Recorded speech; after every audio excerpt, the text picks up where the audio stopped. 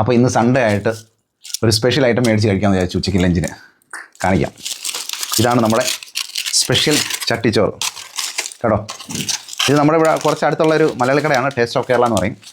ഇത് ഞങ്ങൾ ഇടയ്ക്ക് മേടിക്കുന്നതാണ്. പക്ഷേ സൂപ്പർ ഐറ്റമാണ്. നാട് ഫസ്റ്റിൽ നാട് ആദ്യമായിട്ടൊരു ഓംലെറ്റ്, പിന്നെ നെത്തോലി ഫ്രൈ, ഇത് നാട് 2 പീസ് നമ്മുടെ ചിക്കൻ ഫ്രൈ ചെയ്തത്, പിന്നെ ഈ സാധനം എന്ന് പറഞ്ഞാൽ നമ്മുടെ പോത്തുംകുട്ടൻ, പോത്ത് ഫ്രൈ ചെയ്തത്, പിന്നെ ഇതാണ് അവിയൽ.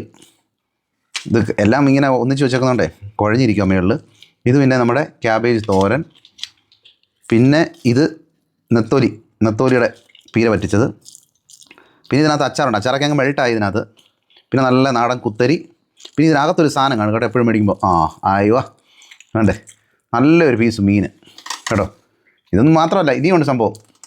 ഇനി നമ്മുടെ മോര്, പിന്നെ സാമ്പാർ, പിന്നെ ഒരു മധുരം നുണയാൻ വേണ്ടിയിട്ട് നമ്മുടെ നന്നായിട്ടുള്ളൊരു സേമിയ പായസം, പിന്നെ അതുകൂടാതെ നമ്മുടെ പപ്പടമുണ്ട്.